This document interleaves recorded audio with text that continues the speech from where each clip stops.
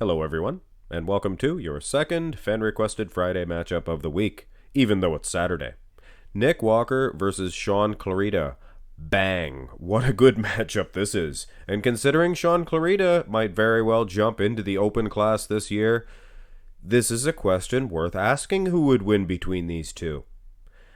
I think thus far Shaun Clarida has earned his nickname the Giant Killer because he was just destroying everybody on conditioning. And that's how he won. It's like throwing a hammer at a board. You know, the hammer's going to win. But Nick Walker's like a big sledgehammer. You know, his conditioning, upper body, he looks pretty even in the conditioning aspect. And he looks just as, or maybe even better in that aspect than Shaun Clarida. Clarida has some more feathering in the quads, definitely more separation, but is he more conditioned? I don't know. Nick Walker also in the abs, more separation. Now Clarida wouldn't be a giant killer if he defeated Nick Walker. You got to be a certain height to be a giant killer. Go to the front lat spread. Lee Priest set the rules on Dave Palumbo's RX Muscle. You had to be 5'4" and under, and you had to defeat guys of a certain height. If you're a little bit taller than that, no matter how big of a guy you defeat, you're not considered a giant killer. That's the rules. Hey, Lee Priest sets them, not me. Nick Walker, maybe not the best shot for him. All the bodybuilders have at least one pose, right? Well, actually, all of Clarida's look pretty good. But this front lat spread, I would say most certainly, with all conditioning, things of that nature equal, Clarida for sure. I mean, the shape, the V-taper, winning, absolutely. Now, I could be way off on this one, and let me know if I am, but does Nick Walker look like Chris Farley just a little bit? Or is it just me? I mean, let me know in the comments section. Oh. No disrespect meant to Nick Walker. I mean, hey, I apologize. One of the best bodybuilders, guys, and you can see that in this side chest pose. Forget about that, guys. I'm foolish. That's terrible. Terrible. Disrespectful as well. Look. There, I slapped my own wrist, or my hand, or whatever it was. Didn't even hurt. Side chest development, basically the same thing. It's size over substance. The more I look, Clarida, he might actually have a conditioning edge. And if you can see a condition edge in a picture, live on stage, you'd be able to see it much better.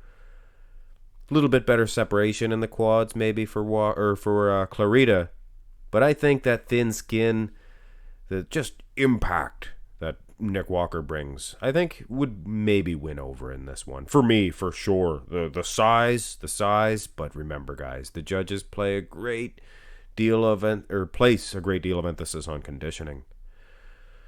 Side tricep, this is kind of the same thing. Nick Walker, not quite as sharp in the upper body, although definitely no slouch in that department, and carries so much more muscle than Shaun Clarida. And it's not like Shaun Clarida was getting, overwhelmed with thickness and muscle by one Regan Grimes. So I think this would be a different story. I can't see Clarida defeating Nick Walker. But we haven't seen the back shots yet, guys. And as you can plainly see from this rear lat spread, well, the lighting sucks. This picture sucks for Nick Walker as well. It's from the lineup. He didn't hit them. He didn't hit the rear lat spread or the front lat spread in the when he was doing his individual routine, or the mandatories anyway. But all excuses aside, it looks like Clarida's getting an edge. Now, like I said, it's a blurry picture, so you can't really judge conditioning that much. You can definitely see Clarida looks awesome, and on a much smaller scale. Nick Walker is no stranger, I guess, to losing at least one of the two back shots here in the rear lat. But when he hauls out this rear double, it's like a switchblade. Well, I guess that would be a gun noise. A switchblade would be like a... I don't know. I can't do a switchblade. There's a few noises that I can't do.